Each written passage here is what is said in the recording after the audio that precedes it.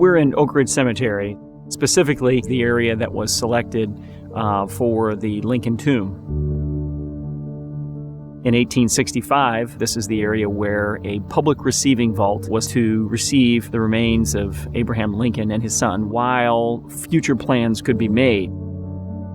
Lincoln's body and his son's body rested here from May 4th of 1865 through the end of the year. At that time, their bodies are moved halfway up the hill, and the receiving vault is again available for use in the regular operations of the cemetery. By the middle of the 20th century, this is realized as an integral part of the Lincoln tomb. They were having a severe water problem with water running into the vault. There were some structural instabilities with the vault itself. When I came in, we were already under a time constraint because they were preparing for the 150th anniversary of Lincoln's death, and they were planning to do a reenactment of the actual funeral procession. A solution had to be identified that would enable us to intervene and to redirect the flow of water away from the receiving vault that would ensure its future for generations to come.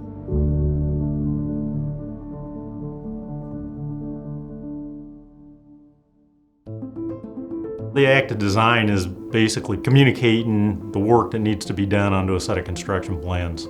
And then the contractor, of course, is responsible for interpreting that.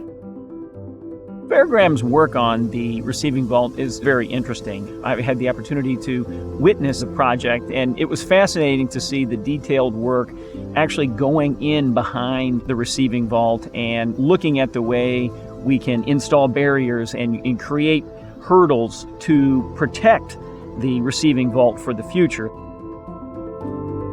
In order to be able to get in there and provide waterproofing and structural stabilization that we needed to, there was about a 16-foot cut into the earth behind the structure, so we exposed the rear of the structure, which was the first time that anybody really ever got to see it. We ended up starting this project in December. We had temperatures below 10 degrees or less, so the contractor had to bring in temporary heat and build an enclosure in order to be able to keep working. It was a really good experience working with Fairgraham. I actually worked with Fred. I can always get a hold of Fred when I needed something. They were right on time and able to get me all the information I needed. And he understood how the state worked and how CDB worked, so it was refreshing. There were some discoveries when we did the excavation, so through some changes into the process because we had to adjust the design of the project as we went along and we're discovering some of these things. And usually that means a blown budget, and we were still able to accomplish all these changes within the original project budget.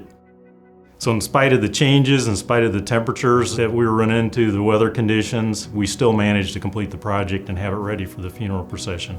And it would have been a disaster if they had the funeral procession and there was a big hole in the ground there, rather than a completed project. So that in itself was a pretty good feeling. It is very significant to the community, and not just to the community, but to the U.S. as a whole, because Lincoln was one of our greatest presidents. The site comes full circle. It's part of the economic engine that is tourism in Sangamon County and in Illinois. So it's really an investment, and that's an important distinction to make, that preservation is really an economic investment in addition to being a cultural investment for the future. We had the ability, in order to be able to adapt to this particular project and solve these specific goals for the project, which is one of the strengths of the company, is the ability to adapt and come up with solutions kind of out of the box and meet the goals for the clients. And of course, it looks fantastic today too, so we also see the success in the preservation because of Fairgraham's fantastic work on the project. So it was a real pleasure to work with them.